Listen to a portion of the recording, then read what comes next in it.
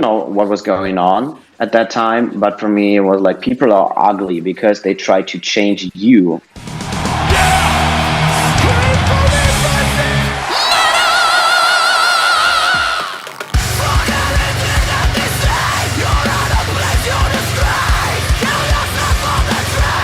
Ghostkid, a second Ghostkid album is coming. It's been 3.5 years already, or almost, since your solo debut.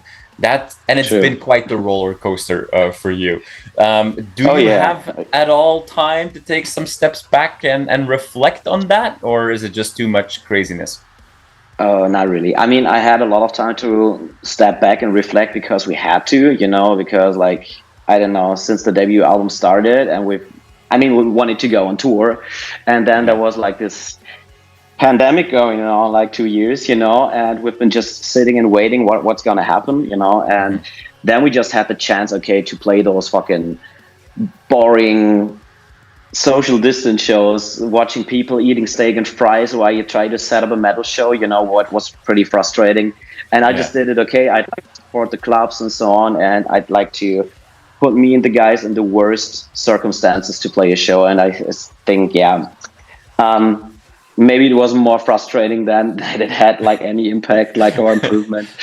But that was actually like the roller coaster you've been talking about, just it's a fucking bummer, like that you're not able to perform the music you've been writing for so long, and I kind of like lost a bit the connection like to writing music, and that's the reason why this record like took so long, but when everything went back to normal, I started songwriting again and so on, but it was definitely a pretty tough time because I don't know if I've ever mentioned that, because by leaving my old band, I don't know, I've been asking myself the whole time, am I capable of writing my own record and so on? And then there was the debut album, and just to reflect that, I made it, but now I have to do it even better or whatever, it's like always, you always set yourself under so much pressure, and I had to get that out of my system. So I kind of like improved myself as an artist, and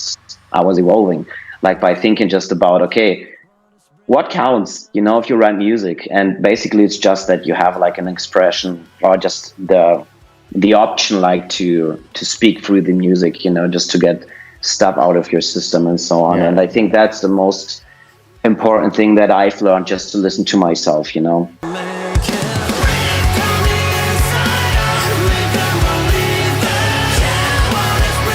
A thing that for me stood out was that, we obviously were expecting varied music from you based on what we saw in the past.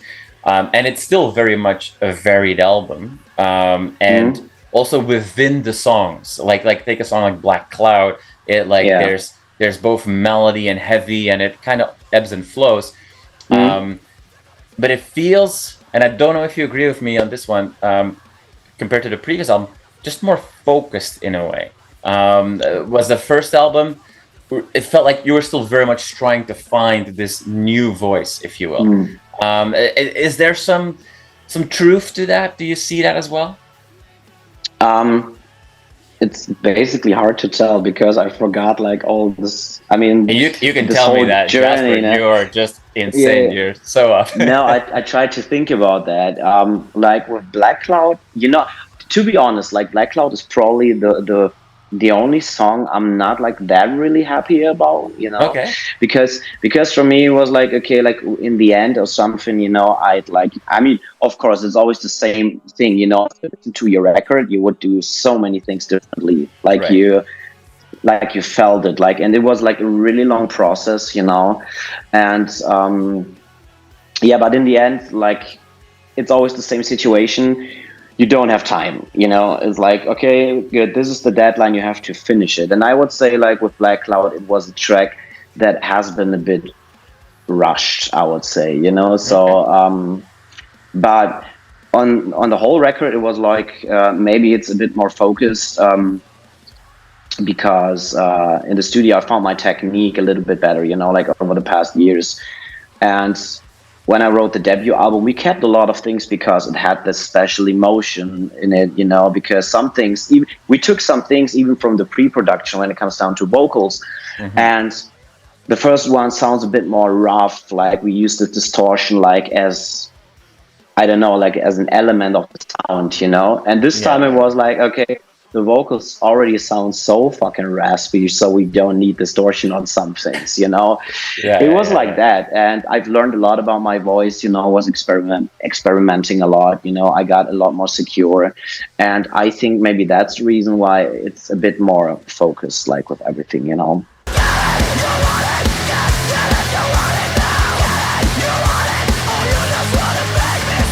You mentioned something there, like yeah, we kept some of the stuff just because there was such an emotional connection to it. And I remember from last album and our conversation that specifically the song "You and I" on that album was extremely emotional for you, and very personal. Maybe from a different angle, but like it. I mean, all the songs are unique in a way, but I thought like the song "Ugly" kind of jumped out to me. And seemed to feel just a little bit more special, maybe. What's the story behind that one? Ugly was basically the first track that I've been writing with my producer, because the label said, it was a long time ago since we released music, we need a track. And I was definitely not in the I don't know, I was not back in the vibe to write music, you know. So for me it was like, okay, we had all this COVID going on and so on, I need to just get back and just work on some stuff. And so I started writing some lyrics and really tried to write a track, and it didn't work out that well. So I hit up my producer, just went to his place, you know, and I don't know, in the beginning it was like with Ugly, it was like I was so skeptical because I was so stuck like to this pre-production thing that I wrote in the studio, and he said, no, we have to do it differently, we need to do it more catchy, you know. So okay, show me the lyrics, okay, this is the meaning behind that, you know. And this is how I write all the time. I'm just writing about the feeling that I feel. And I don't know what was going on at that time, but for me, it was like people are ugly because they try to change you, you know, because people are always thinking, okay, we need to improve this person. You know, they think you're ugly, but it's the ugliest way just to try to change somebody into somebody different, you know. And this is like what the track is about, that it's pretty hard to be yourself, you know. And so, yeah, he started writing that track. In the first place, it was a bit uncomfortable, but then I fell in love with that. You know, it took a few weeks, you know, sorry, Sky, if you hear that interview, but I fucking love that track now, you know. And yeah, that was like the first track, just coming back to write music again, you know.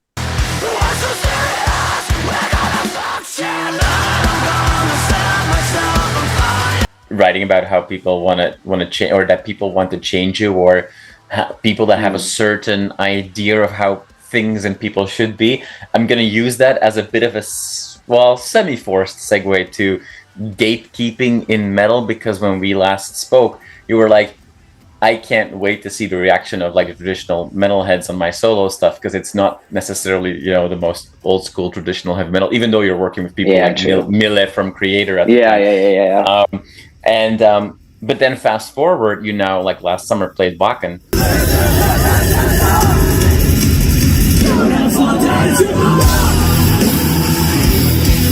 Wacken, a festival where, I mean, no other massive metal festival could have like old school bands like Running Wild and Blind Guardian headline. You know, like in other festivals, they would be like, you know, play at 4 or 5 o'clock in the afternoon. Like Wacken has this love for traditional metal, even though they accept new bands. So when you were going to that one particular, and obviously this year with Wacken, a lot of stuff happened. There was more mud than what have you. But how are you going into that show?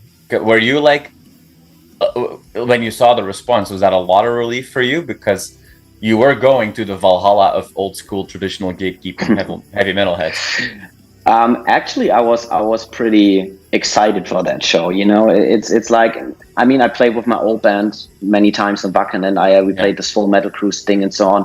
And I know, even if it's just like if it would be more like traditional metal, you know, the people are so open-minded. And I think Wacken is always the place where you're going to find the most open-minded people, like on that metal festival, because it's like they won't judge you before they haven't seen you.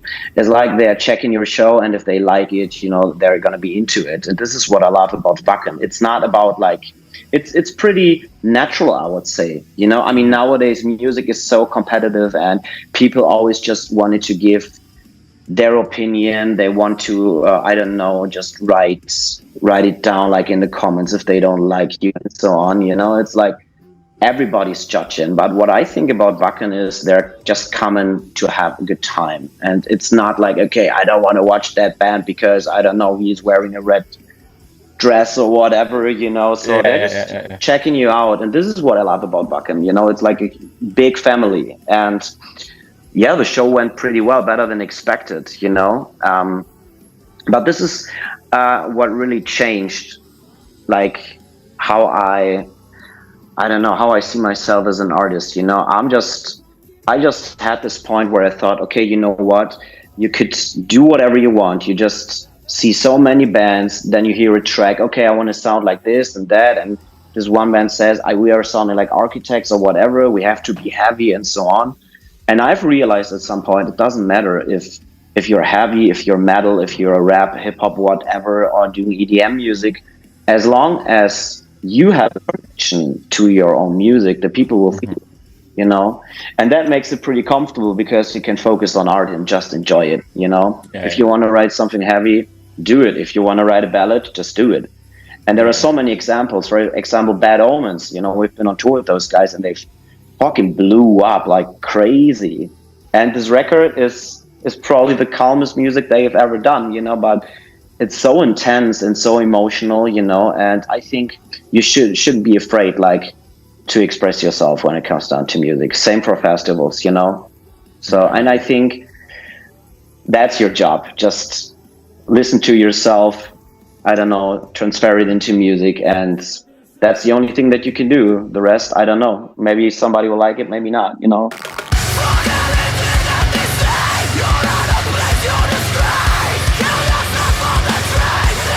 Another band besides Bad Omens that has that very similar mentality, music-wise, there are some areas that are similar, but definitely different than you, is the band that you're going to go, you know, on tour with, Blind Channel. They also are not afraid to color outside of the lines, if you will. Yeah, true.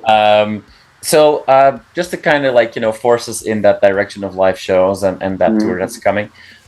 Everybody watching this, like, what can we expect from your upcoming tour? Because you'll have 2 albums to promote, but obviously, as you said, it's not that you were able to promote your debut to the full extent as you wished. So what can we expect? Just me wearing dresses, I would say, because that's another part of this album, you know. So it's kind of like a concept album about a Hollywood diva, and that's the good thing about Ghostkid, you know. I can just transform like this persona, you know. I can just change and make something or create something that fits to the music that I'm writing or just try to present at the moment. And I'm pretty it's freedom, basically, you know. So I don't have to think about that. Ghostkid has no gender or whatever, you know. I'm just telling my story and I'm changing my persona. I would say it's more like an alter ego where I can just express my thoughts. Probably Sebastian wouldn't do, you know. It's like a big, like, I feel free when I do that stuff, you know. So what can we expect? I don't know. There's a lot of stress. It's like 2 months on tour because after Blind Channel we're gonna be on tour with Black Veil Brides. Exactly. Yeah, it's, I don't know. I just hope my voice is gonna be fine. You know, this is like the biggest struggle. Being the singer is the worst and the best job, you know. Yeah. But yeah, so I'm excited. It's great to be on the road again.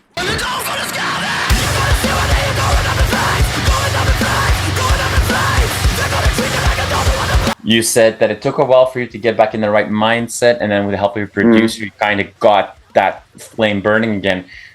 Does that mean that it won't be another 3.5 years until we see album number 3? I've been writing recently a lot of stuff. Actually, Yeah. like even if I'm super stressed out, like with the preparation, like for the tour, is like, um, I mean, the world has changed even over the past 4 years. You know, what I've Right. realized is what is like for me personally, life is too fucking fast. It's like I've been, I don't know, a couple of weeks ago, I've realized, okay, so there is a lot of stuff going on in my life that I really need to take care of now. So I went to a house on the seaside, or just at a lake, not a seaside, and I was just sitting there for 10 days. No smartphone, no smoking, nothing that makes fun. Actually, I was just reading books. I read the Rick Rubin book that my producer gave to me, you know, so and that is like really made me think a lot as well. But for me, at this time, it was like the world is too loud. I mean, you're surrounded by so many good things, you know, we have access, we have the whole world in our pockets. But even with the good things, we can't like, your fucking brain can't manage what you can see the whole day, you know? And plus, there is all this negative shit. Plus, you have WhatsApp and iMessage and whatever, and people are contacting you. And it's like, if you see, okay, this person read my message, why is this person not responding?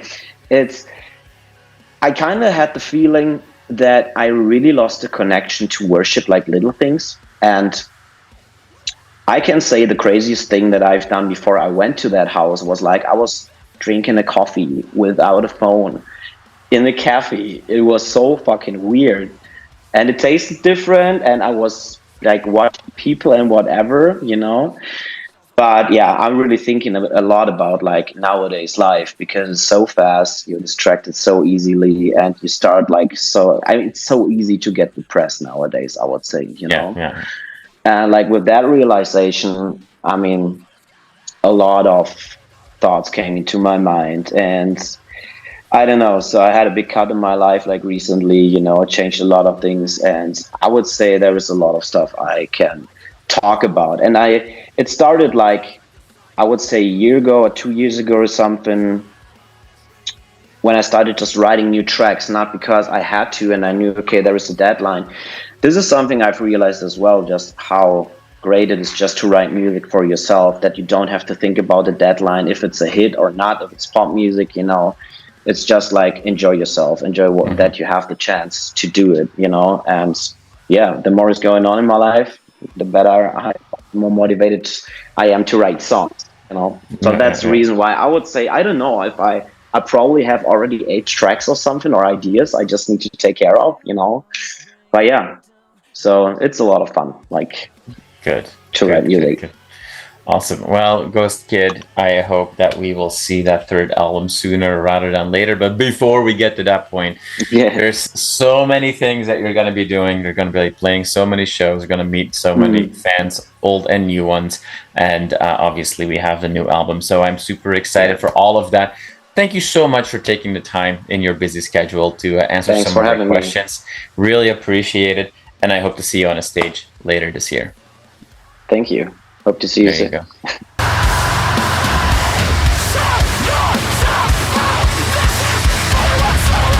You are awesome for watching this video. Click right here to see more content like it and subscribe to the channel.